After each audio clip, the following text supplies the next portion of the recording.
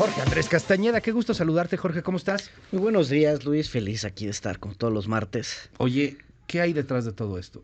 Pues mira, Sin maíz no hay país. hay un problemón que se han conjuntado una serie de factores nacionales, o sea, coyunturales del maíz, internacionales y también de políticas públicas de este gobierno. Ok. Y la realidad es que estamos ante una crisis importante. Si bien la política de este gobierno, como decía la nota, ha sido apoyar a los pequeños productores con el programa de precio de garantía, lo cual no está necesariamente mal, pero gran parte de la producción de maíz no viene de estos pequeños productores, viene sobre todo de los medianos, ¿no? Y hay que decir, Sinaloa solito, que es donde está el problema, produce más o menos 2/3 partes de todo el maíz que se consume en México, del maíz blanco. 2/3 partes. Sí, o sea, Sinaloa y Sonora son los grandes productores agrícolas de México. En Sinaloa no solo es el tema del maíz, también hay muchísima agricultura de exportación de jitomate, y todo tipo de productos de valor agregado. Y en Sonora es más el tema del trigo, pero y están más o menos en el mismo problema, los dos, ¿no? ¿Cuál es la bronca? O sea, porque yo entiendo que los productores están diciendo, queremos que nos paguen más por el precio de nuestra maíz, pero, a ver, uno frío, capitalista, neoliberal, salvaje, diría, pues es el precio del mercado, ¿no? Pues ahí aguántate. ¿Por qué hablan de que todo esto se regula con la bolsa de Chicago y esas cosas, Jorge? ¿Cómo lo entendemos? Bueno, o sea, ¿por qué dicen, me están pagando poquito? A ver, hay varias cosas pasando aquí. La primera es que después de 2 años de precios del maíz muy altos en los mercados globales, este año ha caído mucho el precio. Si hace 1 año o 2 se podía vender la tonelada hasta en más o menos 7,000 pesos o un poco más, ahorita el precio internacional está rondando los 5,000 pesos. ¿No? O sea, bajó cañón. Bajó muchísimo. Eso se debe a una serie de factores en el mundo, oferta y demanda, sí, en Chicago se definen los precios, los futuros, etcétera. Ahora, hablábamos la semana pasada aquí tú y yo del superpeso. Sí, del dólar. Pues te acuerdas que te dije que no era ni bueno ni malo en sí. Para unos es bueno y para otros es malo. Para ellos es malo. Para ellos es malísimo. Sí, nos lo decía el productor. Y nos acordábamos, de hecho, de lo que decías, porque platicamos con este productor y decía, oye, es que el dólar está baratísimo y eso me pega horrible a nosotros, por supuesto, a nuestra producción. Porque entonces ellos compiten con el maíz importado, ya sea para forraje o para consumo humano. A ver, un poquito de contexto. México produce sobre todo maíz blanco, que es el que se utiliza para consumo humano, ¿no? En Estados Unidos se produce sobre todo maíz amarillo, que es el que se consume allá para consumo humano, que es un poco diferente al que se consume aquí, y aquí se importa mucho para forraje, es decir, para darle de comer animales y apoyos a vacas, a puercos, etcétera, todas esas cosas, y para ciertos otros usos agroalimentarios, ¿no? Que se producen en ciertos procesos. ¿Y el maíz blanco es el de la tortilla? El maíz blanco es el del pozole, la tortilla, el que nosotros comemos. También se hace un poco de maíz blanco en Brasil, en Sudáfrica, en Argentina, ¿no? Entonces, nosotros producimos ahorita, bueno, si quieres ahorita nos llegamos a esa parte. Ahorita producimos más o menos como de blanco, todo entendido, como 20,000 toneladas al año, ¿no? ¿Eso es suficiente para lo que sí, es de sobra. Es de sobra para el consumo humano. ¿No? Entonces, ¿qué pasó? Primero, los precios internacionales estaban altísimos, luego y ahora se cayeron, ¿no? Han aumentado varios de los componentes de los costos de producción, en particular los fertilizantes y el glifosato, etcétera, por la guerra en Ucrania. Esos siguen muy altos y ahí es donde se hacía la mayoría de estos productos en el mundo. Y aparte en México, por las diversas reformas que ha intentado el gobierno, aunque sigue siendo legal el glifosato, porque el presidente reculó, cada vez es más difícil importarlo, llegar a acceso a él, es más caro, etcétera, ¿no? Después se hizo, no sé si te acuerdas, y lo platicamos aquí, el PACCHIC, que es este plan contra la inflación en México. Ese plan, en conjunto con los grandes compradores y las empresas, digamos, globales, en particular Gruma y otras empresas de ese tamaño, hizo varias cosas. Primero, prohibió la exportación, o bueno, le puso un arancel del 50% a la exportación de maíz blanco mexicano. Entonces, los productores mexicanos ya básicamente no pueden exportar. Todo lo tienen que dejar en México. Como se llena el consumo de la parte humana, empiezan a utilizar parte de ese maíz blanco para forraje. Y ahí les toca competir con el maíz internacional de Iowa, etcétera, que tiene muchísimos subsidios y que es el más productivo del mundo, ¿no? La verdad, o sea, porque son gigantescas extensiones de terreno. Después, por las políticas de este gobierno, desapareció Financiera Rural y los mecanismos que tenía el Estado para darle crédito a estos medianos productores. Luego estaba una cosa que se llamaba la agricultura por contrato. En esta agricultura se fijaba una cantidad y un precio que los grandes compradores iban a comprar a estos pequeños, porque es lo que llamamos los economistas oligopsonio. Son muy pocos compradores los que, en vez de un oligopolio, que son muchos productores, son muy pocos consumidores, estos grandes compradores, que definen más o menos, o sea, ahí tienen mucho poder de negociación. ¿Qué esas son las empresas? Cargill, Gruma, Minza, los que quería ir a tomar Rubén Rocha. Sí. O sea, este producto nomás lo compran esas 4 o 5 empresas. Sí. Entonces definen más o menos el precio. Exacto. Bueno, no, se definen de los precios internacionales, pero ellos tienen mucho poder de negociación sobre términos. Sí, claro. Había una cosa que se llamaba la agricultura por contrato. Tú definías antes de la cosecha, yo voy a producir tantas toneladas y me los vas a comprar a tantos pesos, ¿no? Y hacíamos un contrato. Y el gobierno funcionaba como garante de estos precios para los pequeños productores. Si se caía el precio, el gobierno tenía diversos mecanismos financieros. Eso desapareció. Ya. Que no hubiera esto durante los últimos 2 años no fue problema porque estaban tan altos los precios. Entonces a los productores les salía. Hablé yo con un par de productores ayer, digo, cada quien tiene sus números, pero más o menos a menos de 6,000 pesos la tonelada no le salen los números y pierden, ¿no? Y ahorita anda como en 5,000. De hecho, nos decía el productor con el que platicábamos que andaba en menos de 4,000. Sí, porque ya se está rematando en Sinaloa porque ya no hay espacio donde guardarlo. Sí, claro. Entonces, desaparecieron estos dos, pero entró el programa de precios de garantía. Pero el precios de garantía que habla el gobierno, y como bien decía el presidente, solo es para menos de 10 hectáreas.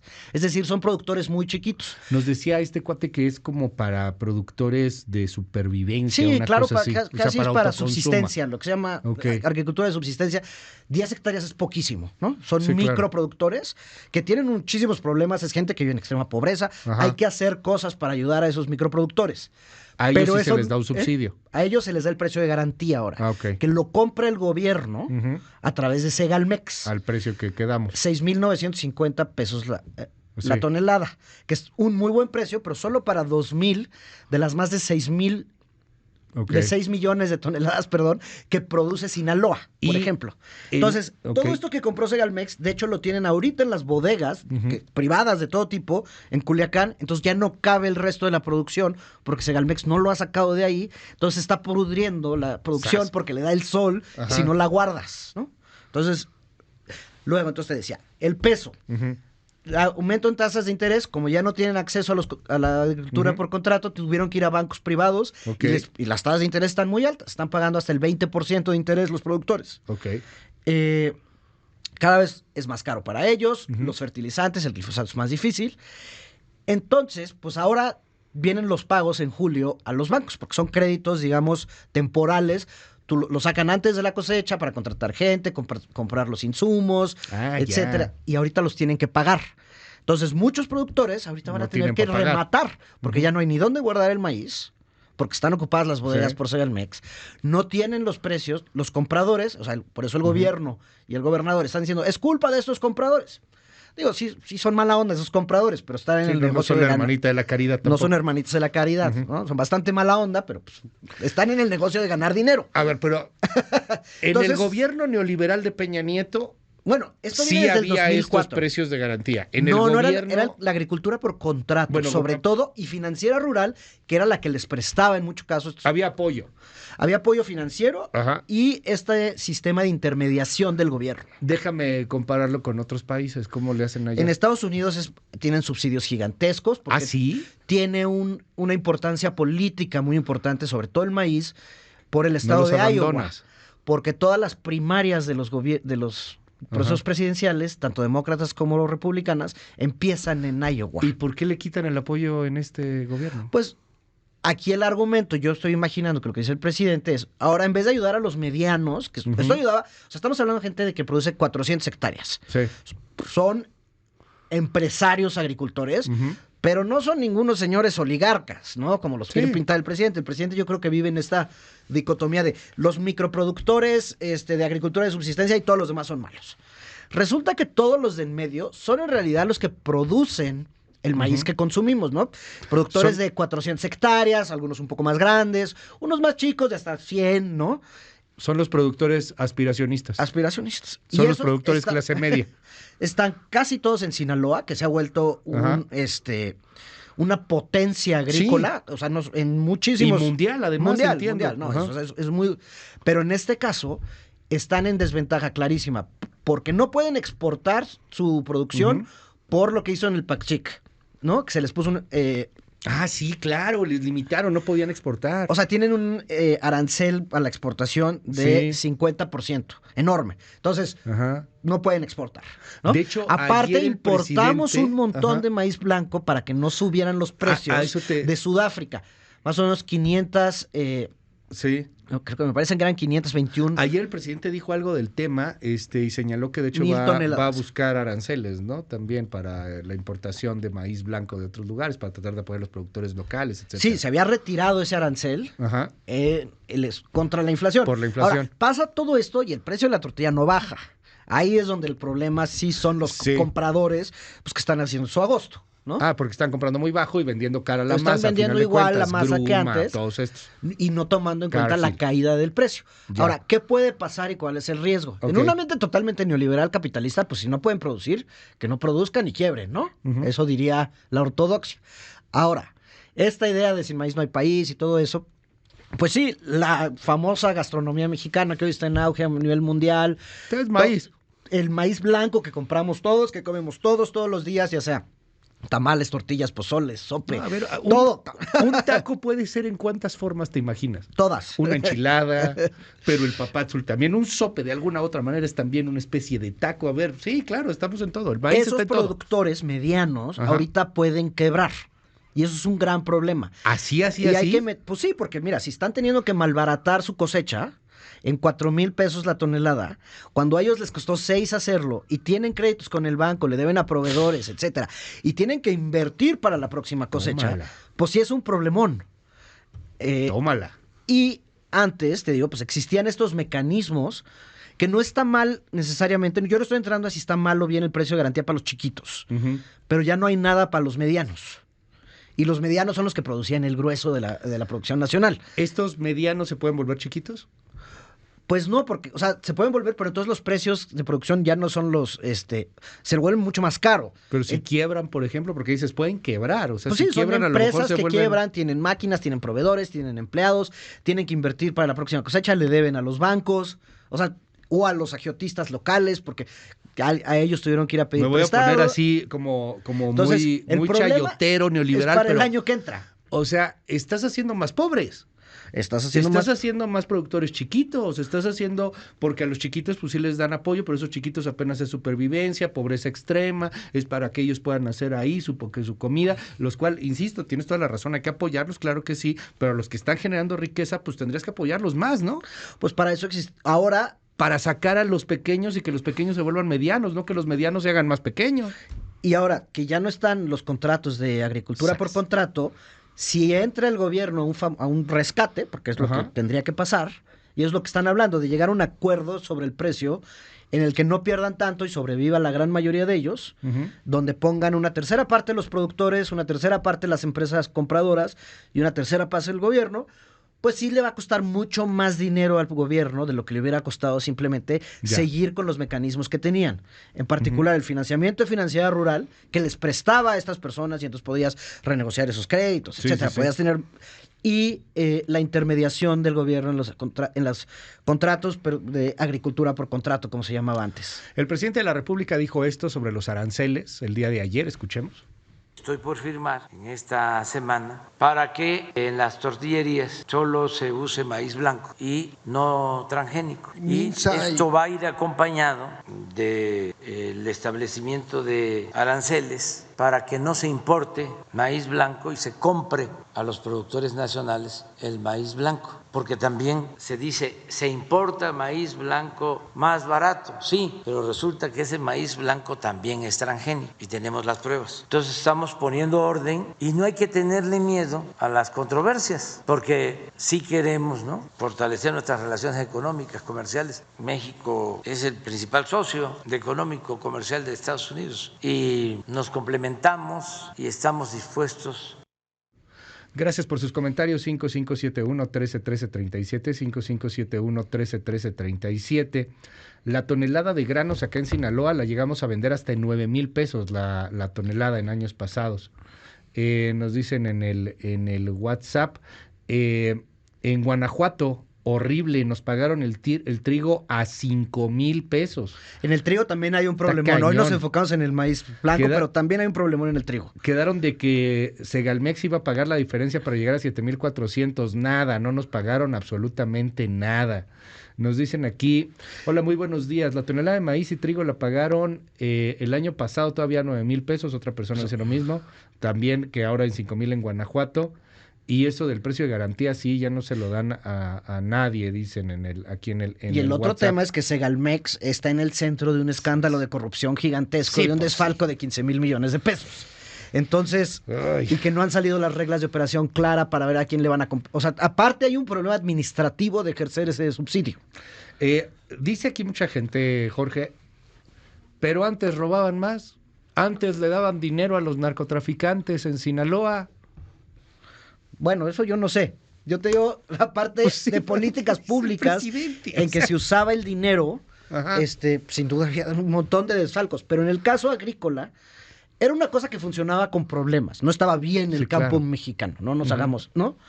Pero se mantenía, digamos, este equilibrio con estas ayudas a los medianos productores, que digamos son los que producen la comida que comemos. La que producen los microproductores, sí la puedes conseguir, ¿no? Es la más cara de todas, porque es muy caro producir. Y claro, o sea, si tú quieres un maíz azul, una tortilla deliciosa, esas que venden en el Puyol, sí, pues por eso cuesta eso. Sí, no, pero te cuesta cada tortillita del maíz azul que te gusta. Cada tortilla te dan 20 varos. O las 15 varos por ahí. Digamos, pequeños productores en otras partes del país, más en el sur, etcétera, deliciosas. Pero eso no es gran industria, digamos, no son extensiones grandes. Sí, es gourmet. Es gourmet, ¿no? O de subsistencia, digamos, porque lo de subsistencia a veces... Sí, curioso, pues sí, pero pues es escaso. Es escaso. A final de cuentas, por eso lo termina por hacer más caro. Oye, ¿qué puede pasar en el corto plazo? O sea, esto no parece que se vaya a resolver. El presidente ha sido claritito, no les va a dar ni un peso. Hay dinero para las corcholatas, pero no hay dinero para los productores de maíz, ni de trigo, ni de granos. Entonces, en este año, pues pérdida, ¿no? Pues sí. La clave es que no pierdan tanto y no desaparezcan, o sea, y no quiebren una gran parte de estos productores en un estado tan importante para, ahora sí que la seguridad alimentaria del país, como es Sinaloa. Y la parte del trigo en Sonora, digo, no solo Sinaloa, pero ahí es donde está el problema más grande, porque es el principal productor de maíz del país. En el tema de trigo lo veremos en Sonora, en Guanajuato, también hay broncas en Tamaulipas, o sea, es en varias partes del país. Y pues sí es una situación muy preocupante, y como te decía, es una combinación de factores globales, como la caída del precio, locales macroeconómicos, como es el peso carísimo, el dólar baratísimo, el peso carísimo, la subida de tasas de interés, porque ahorita, pues imagínate, si el banco... Sí, el préstamo, o sea, los préstamos andan a 20, 25%, para los que tienen acceso al crédito bancario. Olvídate de los que tienen que ir a los agiotistas. Y una serie de políticas y de desmantelamiento de cosas que funcionaban. No habíamos visto que esto fuera un problema de lo de financiera rural y lo de la agricultura por contrato, porque estaban tan altos los precios, lo que comentan aquí las personas en el auditorio. Si vendían a 9,000 y cuesta producir 5,500, el gobierno no tiene que entrar.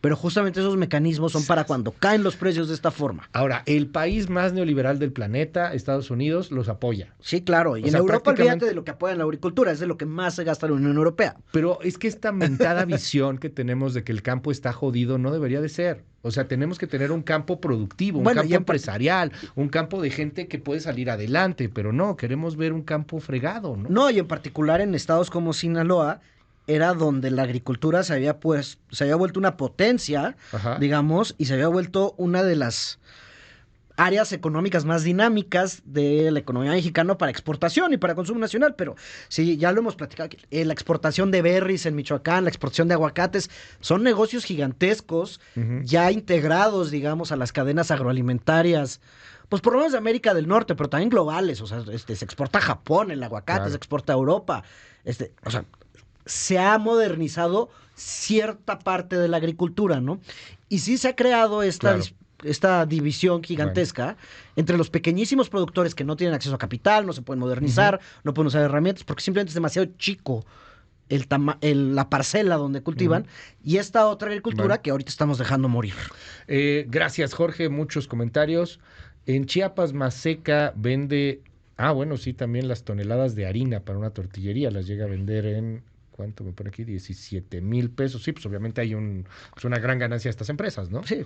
Sí, es lo que nos decías hace un momento. Sí, es Gruma es Maseca. Gruma, exacto. Luis, no creo que con estas acciones lleguemos a tener autosuficiencia alimenticia, como dice López Obrador. No, vamos en dirección contraria. Quieren destruir la economía mexicana, esto es muy obvio, dicen en el WhatsApp. Ustedes nada más están derramando lágrimas neoliberales.